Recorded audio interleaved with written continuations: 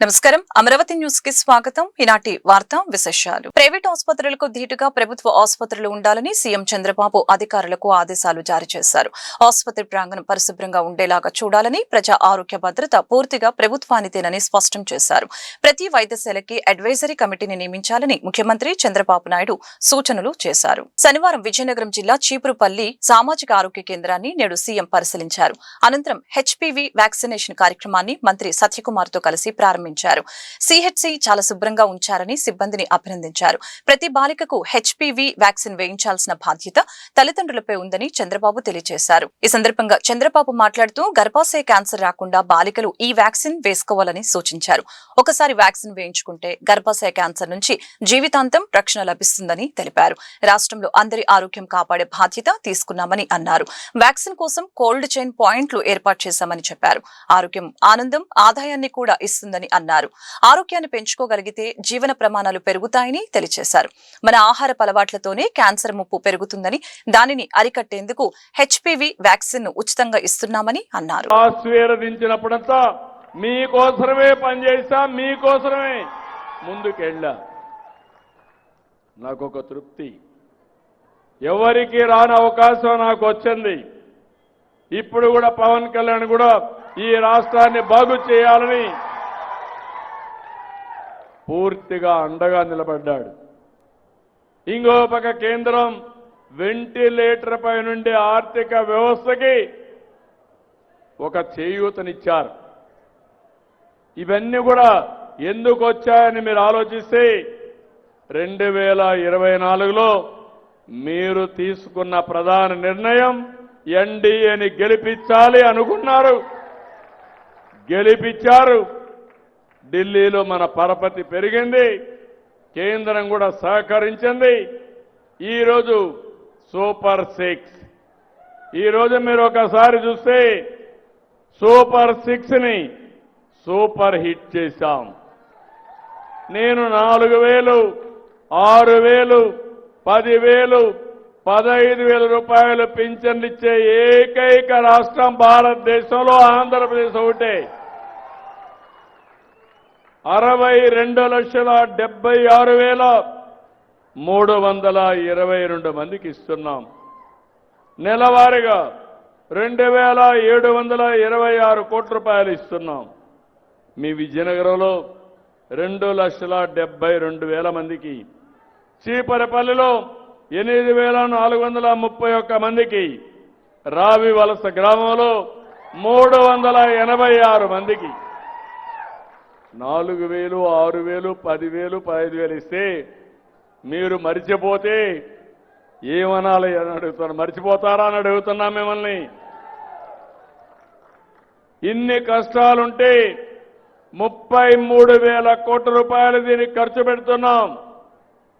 ఒకప్పుడు ఒక నెలలో పింఛన్ తీసుకోకపోతే మళ్ళా ఇచ్చేవాళ్ళు కాదు. ఇప్పుడు పింఛన్ తీసుకోకపోయినా 2వ నెల, 3వ నెల తీసుకునే వెసులుబాటు మీకు ఇచ్చిన ప్రభుత్వం ఇది. దాంట్లో కూడా 2 నెలలు తీసుకోకపోతే ఈ నెల 1,56,128 కోట్ల రూపాయలు పే చేస్తున్నాం. 3 నెలల్లో తీసుకునే వాళ్ళకి 13,970 మంది, 17,21,00,000. ప్రజలు కూటమి ప్రభుత్వంపై ఉంచిన నమ్మకాన్ని పొమ్ము చేయబోమని 5 ఏళ్లలో 20 లక్షల ఉద్యోగాల కల్పనే తమ ఏకైక అజెండా అని మంత్రి నారా లోకేష్ పునరుద్ఘాటించారు. దేశానికి వస్తున్న పెట్టుబడి ప్రతిపాదనలో 25.3% ఏపీకే రావడం గర్వకారణమని అన్నారు. Pharma, medical devices, petro chemicals రంగాలకు ఉత్తరాంధ్రను కేంద్ర బిందువుగా మారుస్తామని నారా లోకేష్ భరోసా ఇచ్చారు. ఆంధ్రప్రదేశ్ పారిశ్రామిక రంగంలో ముఖ్యంగా ఉత్తరాంధ్ర అభివృద్ధి ప్రస్థానంలో మరొక కీలక అడుగు పడింది. అనకాపల్లి జిల్లా రాంబిల్లి మండలం సీతపాలెం ఇండస్ట్రియల్ పార్కులో ప్రముఖ ఫార్మా దిగ్గజం blue jet health care limited greenfield ఔషధ తయారీ యూనిట్ కు రాష్ట్ర విద్యా, ఐటీ శాఖల మంత్రి నారా లోకేష్ శంకుస్థాపన చేశారు. ఈ సందర్భంగా ఏర్పాటు చేసిన సభలో ఆయన మాట్లాడుతూ ఈ ప్రాజెక్టు ఉత్తరాంధ్ర పారిశ్రామిక వృద్ధిలో ఒక చారిత్రాత్మకమైన మైలురాయిగా నిలిచిపోతుందని పేర్కొన్నారు. కేవలం ప్రకటనలకే పరిమితం కాకుండా పరిశ్రమలు క్షేత్రస్థాయిలో ఏర్పాటయ్యేలాగా తమ ప్రభుత్వం శ్రద్ధ వహిస్తుందని స్పష్టం చేశారు. బ్లూజెట్ యాజమాన్యానికి శుభాకాంక్షలు తెలియజేసిన లోకేష్ ప్రభుత్వం ఎల్లప్పుడూ కూడా వాట్సాప్ మెసేజ్ దూరంలోనే అందుబాటులో ఉంటూ సహకరిస్తుందని హామీ ఇచ్చారు. Mr. Venu Babu from Mangalgiri wants to meet you. So I represent a constituency called Mangalgiri. It's a constituency that my party hasn't won since 1985. So I take any request from Mangalgiri quite seriously. So I might take time to meet my minister or my MP or my MLA, but a citizen of Mangalgiri has a green carpet. So naturally I met, Venu.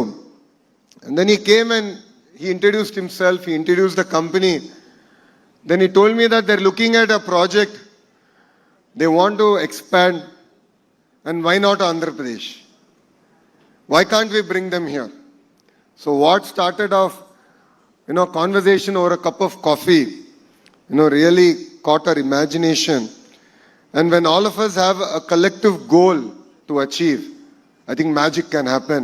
And that magic is what I call BlueJet coming to here in Visakhapatnam. As the leadership of BlueJet has shared, we are a transparent government. We deliver on our promise of speed of doing business. That is why here we were able to deliver a 102-acre to BlueJet. And I was talking to Shivan and I was telling him, this is no longer your largest project. This should be your only project. You should only expand here. And I offered to him that he should relocate to Visakhapatnam with his entire family.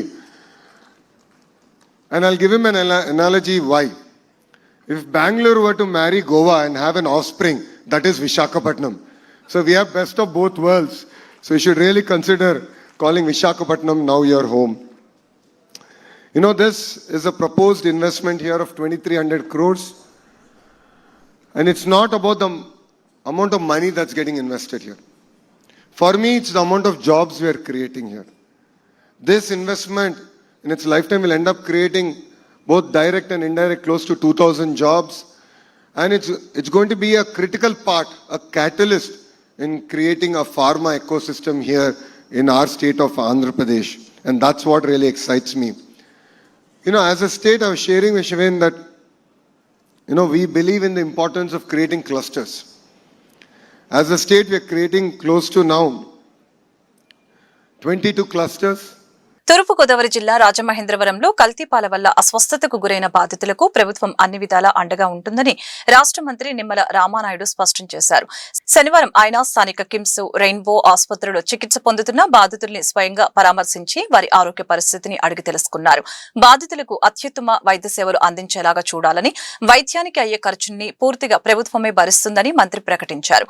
ప్రజల ప్రాణాలతో చెలగాటమాడే ఇలాంటి ఘటనల్ని ప్రభుత్వం సహించబోదని, కల్తీకి కారణమైన నిందితులపై కఠిన చర్యలు తీసుకుంటామని హెచ్చరించారు. భవిష్యత్తులో ఇలాంటి సంఘటనలు పునరావృతం కాకుండా రాష్ట్ర వ్యాప్తంగా పాల నిల్వ సరఫరా కేంద్రాల్లో ముమ్మర తనిఖీలు చేపట్టాలని అధికారుల్ని ఆదేశించారు. నిన్న ముఖ్యమంత్రి గారు కూడా రివ్యూ చేసి ఈ యొక్క పేషెంట్స్ ని ఇంకా బెటర్ ట్రీట్మెంట్ కావాలని అంటే ఇంకా ఫర్దర్ గా ఇంకా మీరు ఎక్కడికి తీసుకెళ్లాలన్నా సరే ఆ యొక్క కుటుంబ సభ్యులతోటి డాక్టర్లతోటి మాట్లాడి చేయమని చెప్పారు.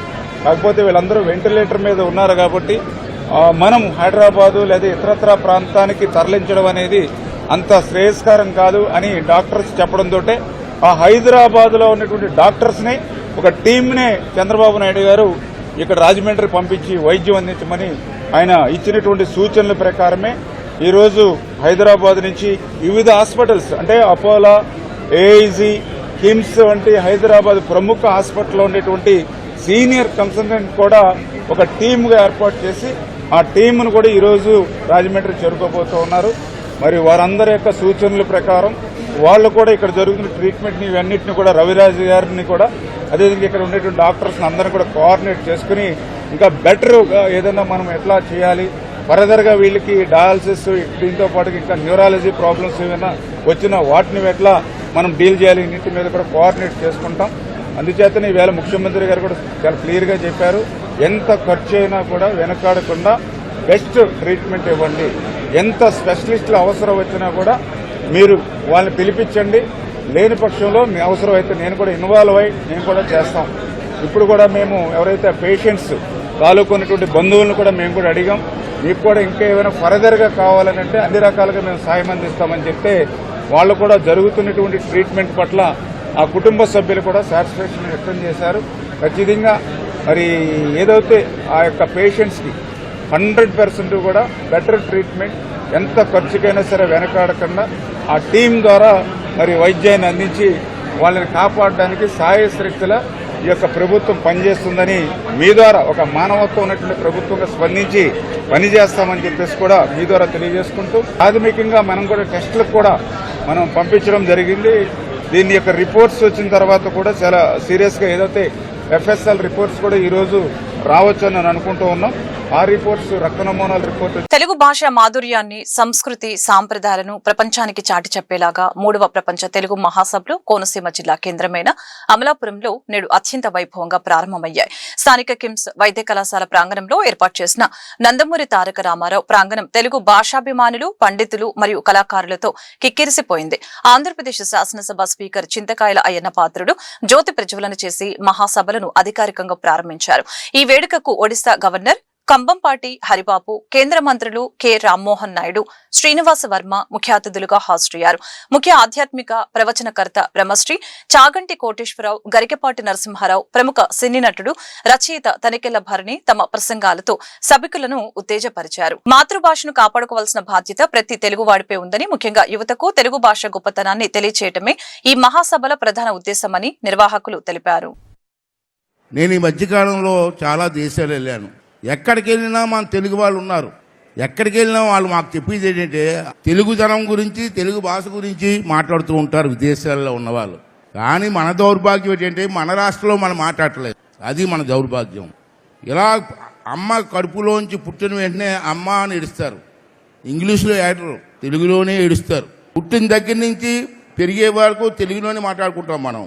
కానీ ఈవేళ దౌర్భాగ్యం ఏంటంటే తెలుగు మాట్లాడలేదు, ఇంగ్లీష్ అండి. స్టైల్ పెరిగిపోయింది. నేను ఒక కాలేజీ ఫంక్షన్ పిలిచాను నన్ను యాజ్ ఎ స్పీకర్గా. వెళ్తే అక్కడ కుర్రవాళ్ళు అనుకున్నారు హాయ్ బ్రో అంటున్నాడు. హాయ్ బ్రో అట. మనం ఏమంటే నమస్కారం అండి బాగున్నారా అంటే, అలా లేదు హాయ్ బ్రో. ఇదేం పడకనివ్వండి, నమస్కారం బాగున్నారా అంటే అది పోలేదు, హాయ్ బ్రో. ఇంకోటి వచ్చిందమ్మా, మీ లేడీస్ వినాలి, హాయ్ సిస్సు అంటాడు. ఎవడంటే హాయ్ సిస్సు అట.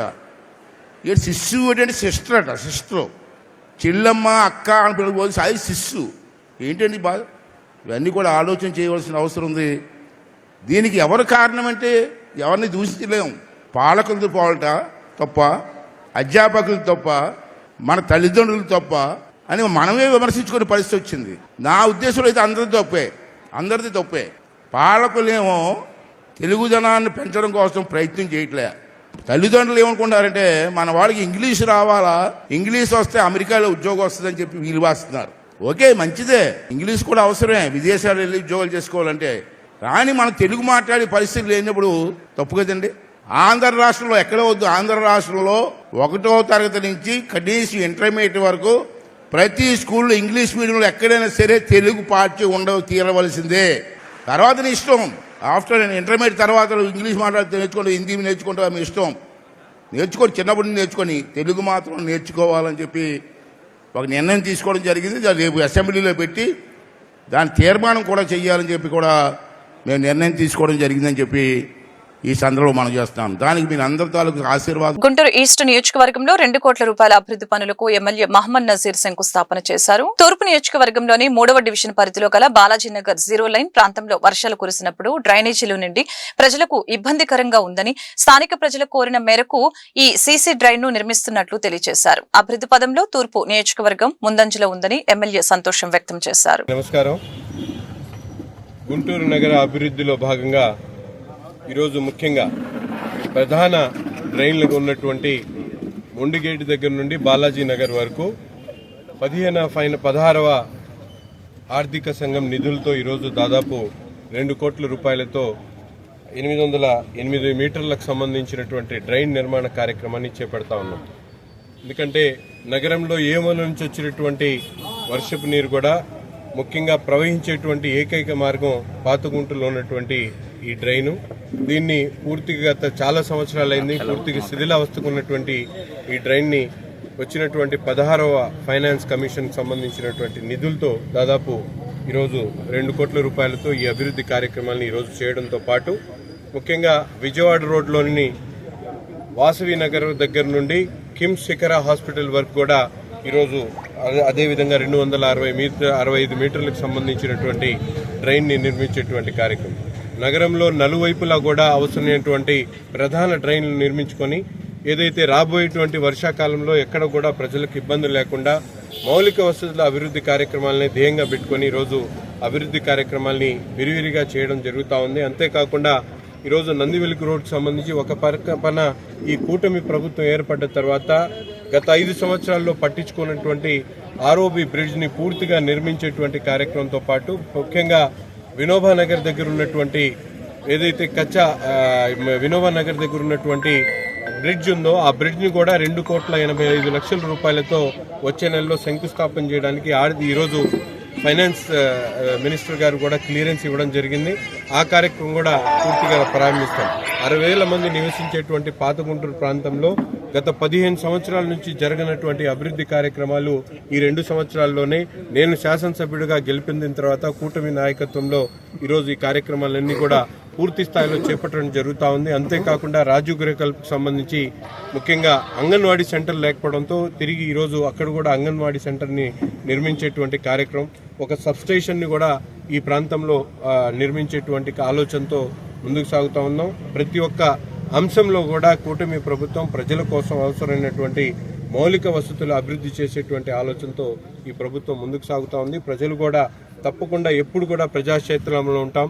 వారికి ఎవరికి ఎటువంటి ఇబ్బంది వచ్చినా కూడా మా ఫోన్ నంబర్లకి కాంటాక్ట్ చేస్తే వారి సమస్యల పట్ల పూర్తి సానుకూలంగా స్పందించి ప్రభుత్వ అధికారులు అలాగే రాష్ట్ర వ్యాప్తంగా నిర్వహిస్తున్న పెన్షన్ పంపిణీ కార్యక్రమంలో భాగంగా నేడు గుంటూరు ఈస్ట్ నియోజకవర్గంలోని పాతగుంటూరులో పెన్షన్ పంపిణీ కార్యక్రమంలో గుంటూరు ఈస్ట్ ఎమ్మెల్యే మహమ్మద్ నజీర్ పాల్గొని స్వయంగా ఎమ్మెల్యే లబ్దిదారులకు పెన్షన్ అందజేశారు. వృద్ధులకు, వికలాంగులకు, విడోలకు నేడు ఒకరోజు ముందుగానే లబ్దిదారులకు పెన్షన్ అందజేయడం జరిగిందని ఎమ్మెల్యే తెలిపారు. గత వైసీపీ ప్రభుత్వంలో అనేక సాకులు చూపించి అర్హులైన వారికి పెన్షన్ అందకుండా చేశారని ఎమ్మెల్యే మండిపడ్డారు. అర్హులైన ప్రతి ఒక్కరికి పెన్షన్ అందజేస్తున్నామని ఎమ్మెల్యే తెలిపారు. రాష్ట్రంలో అభివృద్ధి, సంక్షేమం పరుగులు పెడుతుందని ఎమ్మెల్యే తెలిపారు. ఆంధ్ర రాష్ట్ర ప్రభుత్వం రాష్ట్రంలో ఉన్నటువంటి పేద వర్గాలకు, వితంతువులకు, వికలాంగులకు పెన్షన్ల పండుగ 20 ఈసారి ఇస్తా ఉన్నాం. ఎందుకంటే 1వ తారీఖు ఆదివారం వచ్చింది సెలవు కాబట్టి ఇప్పుడు 10 గంటల లోపల దాదాపు 90% మందికి పెన్షన్లు అందించేటువంటి కార్యక్రమం. ముఖ్యంగా ఈరోజు రాష్ట్ర బడ్జెట్లో 26-27కి సంబంధించినటువంటి బడ్జెట్లో కూడా దాదాపు 33,000 కోట్ల రూపాయలు పెన్షన్ల కోసం పెట్టేటువంటి పరిస్థితి నుంచి గతంలో మనందరం కూడా చూసాం. ఏదైతే 2,000 ఉన్నటువంటి పెన్షన్ని 3,000 చేయడానికి 250 సంవత్సరాల పాటు పెంచినటువంటి పరిస్థితులు ఉంటాయి. ఈరోజు 3,000 ఉన్నటువంటి పెన్షన్ని 4,000 చేయడమే కాకుండా అనేక అభివృద్ధి కార్యక్రమాలు రాష్ట్రంలో జరుగుతూ ఉన్నాయి.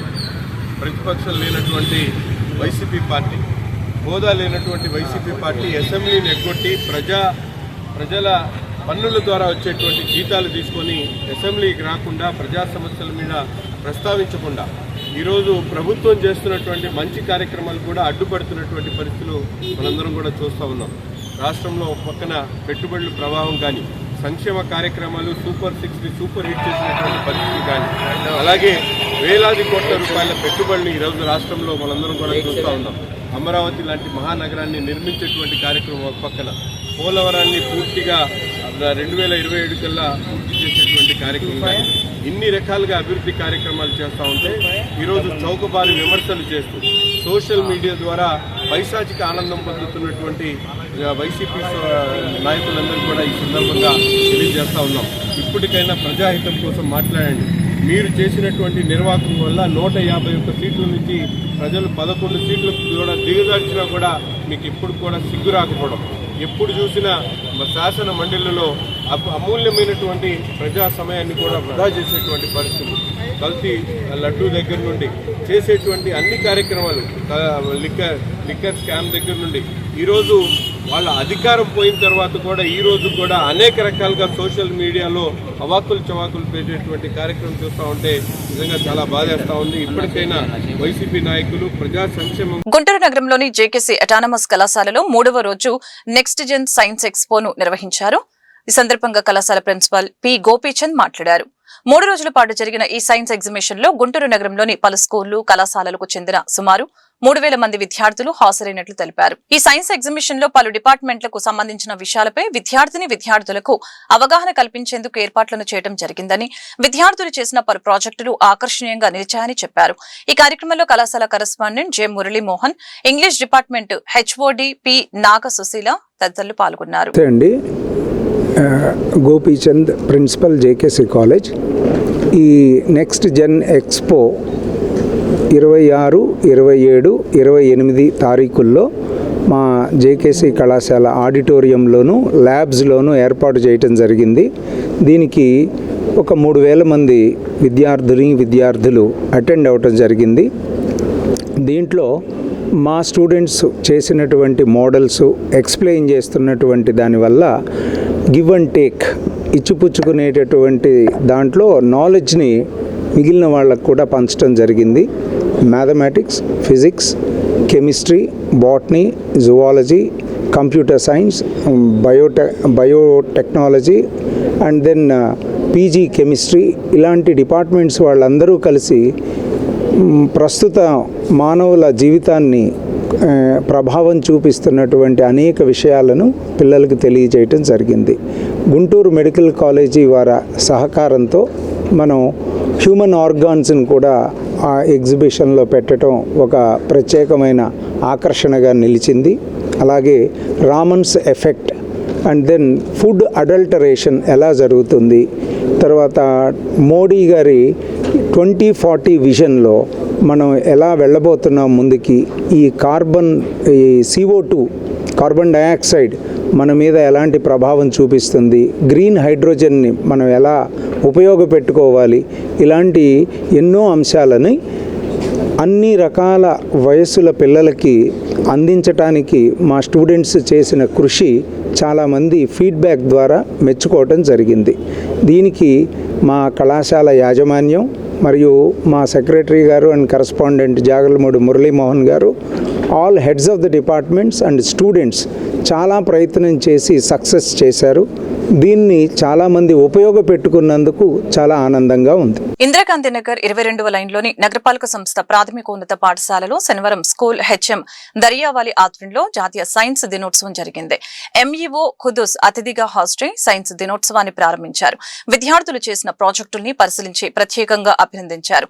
ఇందులో భాగంగా ఎంఈఓ ఖుద్దూస్ తో పాటు Aragraharam high school HM Seetharamulu, STU associate president Korivi Vijayababu, STU general secretary Shambabu, STU నగర పశ్చిమ అధ్యక్ష కార్యదర్శులు మహి శంకర్ తదితరులు పాల్గొని మాట్లాడారు. ప్రపంచాన్ని తెలియజేసినటువంటి మహానుభావుడు, ప్రముఖ శాస్త్రవేత్త, వారి సేవలను ఎప్పటికీ అన్నిటికీ మరువలేము. కేవలము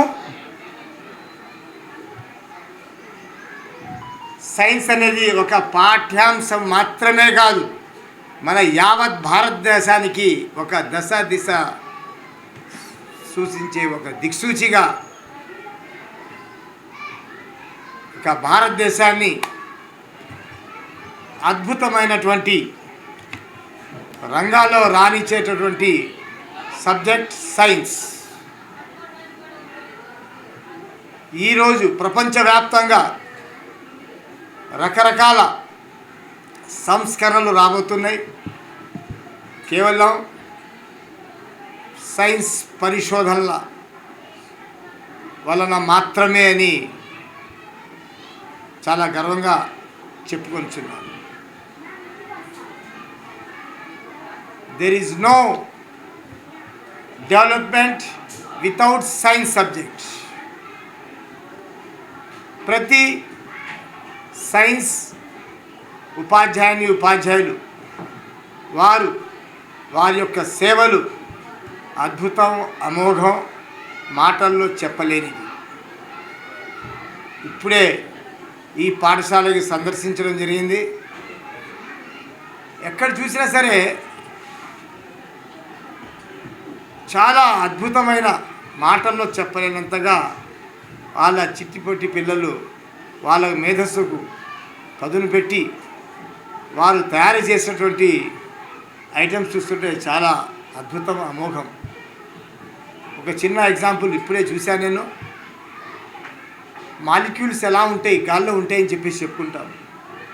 గాల్లో ఉంటే గాల్లో తిరుగుతూ ఉంటాయని చెప్పేసి, కానీ గాల్లో ఏ దిశలో తిరుగుతాయి, ఎలా ఉంటాయి అనేది స్పష్టంగా చక్కగా పిల్లలకు అర్థమయ్యేటట్టు ఆ ఉపాధ్యాయుల ద్వారా ఏదైతే అడ్డం పెట్టారో అది చాలా అద్భుతంగా ఉంది. గుంటూరు సిద్ధార్థనగర్ లో మాజీ మంత్రి అంబటి రాంబాబును వైసీపీ నగర అధ్యక్షురాలు నూరి ఫాతిమా, మాజీ ఎమ్మెల్యే తెల్లం బాలరాజు శనివారం పరామర్శించారు. ఇందులో భాగంగా నూరి ఫాతిమా మాట్లాడుతూ రెడ్ బుక్ రాజ్యాంగం ఫలితంగా రాష్ట్రం రెడ్ జోన్ లోకి వెళ్లిందని, అంబటి ఇంటిపై దాడి జరిగే సమయంలో పోలీసు వ్యవస్థ పనిచేసి ఉంటే ప్రస్తుతం ఈ దుస్థితి వచ్చేది కాదని తెలిపారు. బడ్జెట్ అంశంపై మాట్లాడకుండా అంబటిపై లడ్డూపై మాట్లాడడం వారి విజ్ఞతకి వదిలివేస్తున్నామని చెప్పారు. అలాగే బాలరాజు మాట్లాడుతూ ప్రజాస్వామ్యంలో ఇటువంటి దాడులు మంచిది కాదని, ప్రభుత్వమే పోలీసులను దగ్గర పెట్టుకుని దాడులకి పాల్పడిందని ఫైర్ అయ్యారు. రాష్ట్రంలో అంబేద్కర్ రచించిన రాజ్యాంగం కాకుండా రెడ్ బుక్ రాజ్యాంగం అమలవుతుందని చెప్పారు. రెడ్ బుక్ అంటే డిజిటల్ బుక్ పవర్ ఏంటో వైసీపీ అధికారంలోకి వచ్చిన తర్వాత చూపిస్తామని స్పష్టం చేశారు.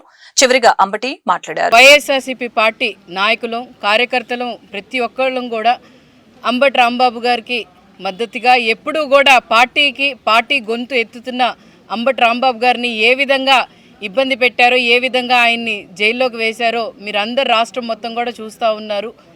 ఈ కూటమి ప్రభుత్వం ఏ మాటకి రెడ్ బుక్ అని పెట్టిందో తెలియదు, కానీ రెడ్ బుక్ రాజ్యాంగం వల్ల ఆంధ్రప్రదేశ్ ఒక రెడ్ జోన్లో ఉంది. ఎక్కడా కూడా లా అండ్ ఆర్డర్ దాని చేసుకొని వెళ్ళట్లేదు. ఆ రోజు 31వ తారీఖున ఇన్సిడెంట్ జరిగినప్పుడు కూడా ఆ రోజు లా అండ్ ఆర్డర్ తన పని తను చేసుకొని ఉంటే ఈరోజు ఈ పరిస్థితి వచ్చేది కాదు. మరి ఈ కూటమి ప్రభుత్వం ఎందుకు లా అండ్ ఆర్డర్ని పప్పెట్స్గా మార్చుతుందో తెలియదు. ఈ దేశంలో కూడా ఎప్పుడూ కూడా జరగనట్టుగా ఈ రాష్ట్రంలో మరి అరాచకమైన పాలన, ఎక్కడా కూడా ప్రజల మీద, వాళ్ళకి సంక్షేమం మీద కానీ లేకపోతే రాష్ట్ర అభివృద్ధి మీద కానీ వాళ్ళ దృష్టి సాధించకుండా మరి ఏ విధంగా లడ్డు అంశాన్ని డైవర్ట్ చేయడానికి మరి బ్యానర్లు కట్టి ఆ రోజు ఈ రాష్ట్రంలో మళ్ళీ అతలాకుతలం చేద్దామని, ఎందుకనంటే వాళ్ళే బ్యానర్స్ పెట్టి, వాళ్ళే రెచ్చగొట్టి, వాళ్ళే ఏమో మరి ఏ సంకేతం ఇస్తున్నారో తెలియదు ప్రజలకి. వాళ్ళు మరి మీరు బడ్జెట్ చూసుకున్నా లేకపోతే అసెంబ్లీలో కూడా ప్రజల గురించి మాట్లాడాలి, వాళ్ళు ఇచ్చిన బడ్జెట్ గురించి స్పష్టంగా మాట్లాడాలి. కానీ ఈరోజు అంబటి రాంబాబు గారి మీద కానీ లడ్డూ విషయం కానీ మాట్లాడటం నిజంగానే మరి వాళ్ళ విజ్ఞతకే వదిలేయాలి. ఎందుకనంటే ప్రజలు వాళ్ళకి ఇచ్చిన అవకాశాన్ని వాళ్ళు దుర్వినియోగం చేసుకొని మళ్ళీ వాళ్ళు లా అండ్ ఆర్డర్ని యూజ్ చేసుకొని ఆ రోజు మరి విధ్వంసం ఏ విధంగా గుంటూరులో మరి చేశారో మీరు అందరూ చూశారు. మరి ఆ రోజు మీరు పెమ్మసాని గారు ఒక మాట అన్నారు, చుక్కలు చూపిస్తాము 24 గంటల్లో మా సినిమా చూపిస్తామని చెప్పారు. మరి అంబటి రాంబాబు గారు చెప్పారు, సినిమాలో ఎవరు హీరో ఎవరు విలనో మీరు చెప్పటంలో కాదు కానీ చేతల్లో చూయించిన తర్వాత ప్రజలైతే ఒక స్పష్టతగా వచ్చారు.